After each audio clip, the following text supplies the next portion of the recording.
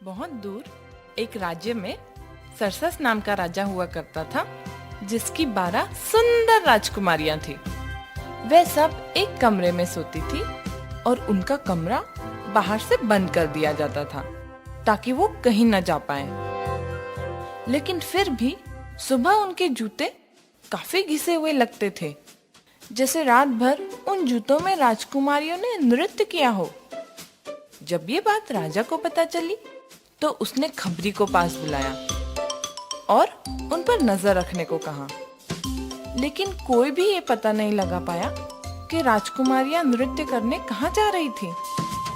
राजा ने राज्य में घोषणा कर दी कि अगर कोई भी ये राज पता कर पाए तो वो उन 12 राजकुमारियों में से किसी को भी अपनी पत्नी बना सकता है। और इतना ही नहीं, उसे राजा सरसस के बाद इस राज्य का राजा घोषित कर दिया जाएगा। लेकिन अगर किसी ने कोशिश की और वो नाकामयाब रहा तो उसे 3 दिन के बाद फांसी की सजा दी जाएगी। कुछ दिन बाद एक युवा राजकुमार किसी दूसरे राज्य से उन 12 राजकुमारियों के रहस्य को सुलझाने पहुंचा।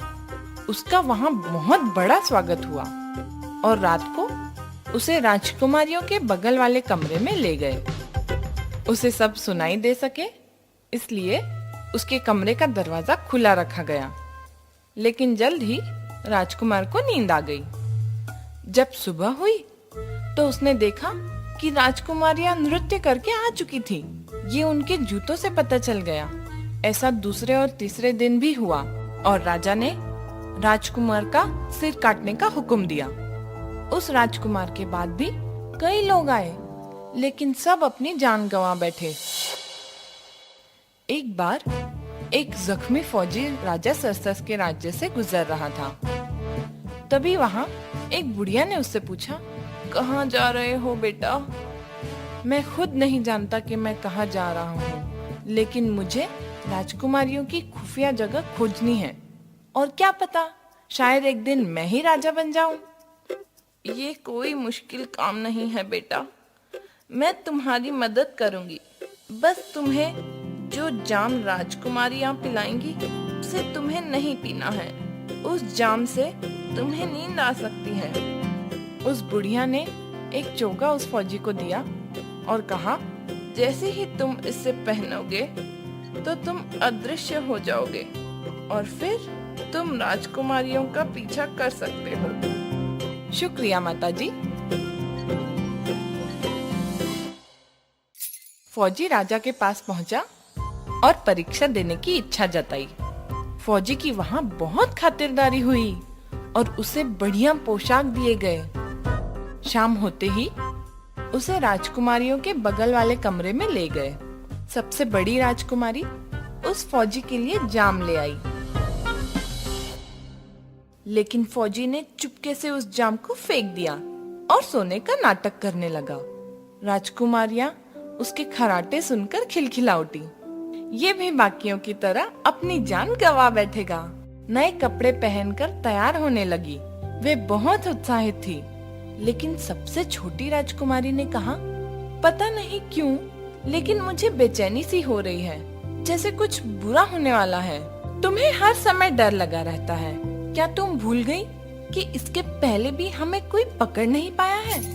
अगर इस फौजी को नींद का जाम नहीं दिया होता तो भी ये सो जाता।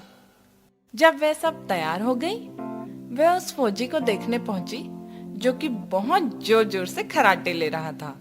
बड़ी राजकुमारी ने ताली बजाई और एक खुफिया दरवाजा खुल गया जिसमें राजकुमारियां जाने लगी और फौजी ये सब धीरे से झांकते हुए देख रहा था।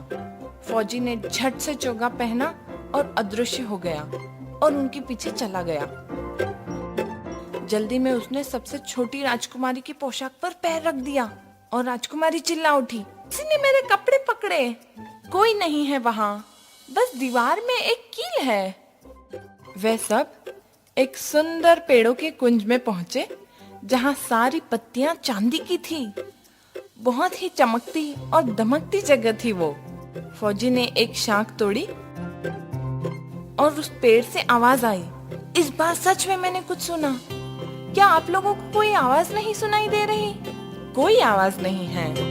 ये तो उन राजकुमारों का शोर है जिनके साथ हम नृत्य करने जा रहे हैं। जैसे जैसे वे आगे बढ़ने लगे, उन्हें वहाँ सोने के, हीरे के पत्तों के पेड़ दिखने लगे और फौजी हर पेड़ से एक शाख तोड़ रहा था। और जब जब वो शाखें तोड़ता तब तब आवाज होती।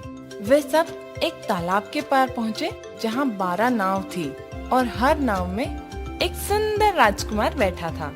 फौजी सबसे छोटी राजकुमारी की नाव में जा बैठा। छोटे राजकुमार ने कहा, आज नाव खींचने में काफी ताकत लग रही है। अचानक से नाव का वजन बढ़ गया है। तालाब की दूसरी ओर एक बढ़िया महल था जहाँ से मधुर संगीत सुनाई दे रहा था। उस महल में राजकुमार राजकुमारियों के साथ नृत्य करने लगे और फौजी भी, जो किसी को दिखाई नहीं दे रहा था, उनके साथ नृत्य करने लगा। उन्होंने तब तक नृत्य किया जब तक उनके जूते घिस नहीं गए। सभी वापस अपनी अपनी नाव में घर की ओर निकल पड़े। लेकिन इस बार फौजी सबसे बड़ी राजकुमारी की नाव में बैठा। जब वे पहुंच गए तो फौजी जल्दी से भागकर सबसे पहले अपने कमरे में आ गया और सोने का नाटक करने लगा। राजकुमारियों को उसे सोता हुआ देखकर राहत मिली। अगले दिन फौजी ने यह किस्सा किसी को नहीं बताया। वो दूसरी और तीसरी रात भी अदृश्य होकर राजकुमारियों के साथ गया और वहां से एक सुनहरा बर्तन उठा लाया। 3 दिन बाद राजा के सामने उस फौजी को उसकी चमकीली शाखें और सुनहरे बर्तन के साथ पेश किया गया। मेरी बेटियां कहाँ जाती हैं रोज रात को? राजा वे 12 राजकुमारों के साथ एक भूमिगत महल में नृत्य करने जाती हैं। फौजी ने राजा को पूरी बात बताई और वो शाखें और सुनहरा बर्तन भी दिखाया। राजा ने राजकुमारियों से पूछा कि क्या ये फौजी सच कह रहा है, तो उन्होंने हामी भरी। राजा ने फौजी से अपनी पत्नी चुनने को कहा और फौजी ने सबसे बड़ी राजकुमारी से शादी करने की इच्छा जताई। उसी दिन उनकी शादी हो गई और राजा ने फौजी को अपना वारिस घोषित किया। कई वर्षों बाद राजा गुजर गए और फौजी उस राज्य के राजा बन गए। लेकिन बाकी की 11 राजकुमारियों को अपने राजकुमार की बहुत याद आती थी। फौजी ने उनसे कहा कि अगर वे चाहें तो वे अपने राजकुमारों से शादी कर सकती हैं। उस रात नए राजा और रानी अपनी 11 राजकुमारियों के साथ आलीशान महल में गए, जहां उन सब की शादी हुई और नृत्य की राजकुमारियां वहां खुशी खुशी रहने लगी।